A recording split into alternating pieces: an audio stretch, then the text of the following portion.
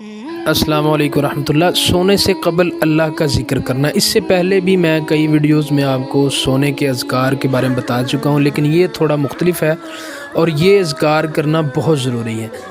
سیدنا ابو ہریرہ رضی اللہ تعالیٰ عنہ سے روایت ہے کہ رسول اللہ صلی اللہ علیہ وسلم نے فرمایا، من رجل آوى الى فراشی فلم یذکر اللہ الا کان علیہ طارق، جو شخص اپنے بستر پر آئے لیکن اللہ کا ذکر نہ کرے تو یہ اس کے لیے باعث حسرت ہوگا، یعنی اس کے لیے حسرت کا مقام ہوگا کہ اس نے اللہ کا ذکر نہیں کیا۔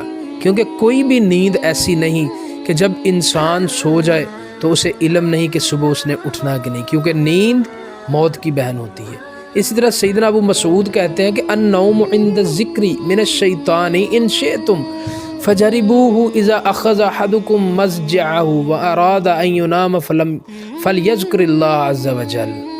اللہ کے ذکر کے وقت نیند آ جانا شیطان کی طرف سے ہے، اگر تم چاہو تو تجربہ کر کے دیکھ لو، اور جب تم میں سے کوئی بستر پر آئے اور سونے کا ارادہ کرے تو اسے چاہیے اللہ عز و جل کا ذکر کرے۔ سیدنا معاذ سے بھی ایک حدیث ہے کہ جو مسلمان باوضو اللہ کا ذکر کرتے ہوئے سو جائے اور پھر رات کے کسی حصے میں اس کی آنکھ کھل جائے اور وہ اللہ سے دنیا آخرت کی خیر مانگے تو وہ اسے عنایت فرما دیں گے۔ اس لیے معزز سامعین کرام، سونے سے پہلے جو اذکار ہیں وہ لازم اور ملزوم ہیں، وہ کرنے چاہیے۔ رات کو سوتے وقت جب آپ اپنے بستر پر جاتے ہیں تو شیطان ہم پر حاوی ہوتا ہے کہ یہ اللہ کو یاد نہ کرے۔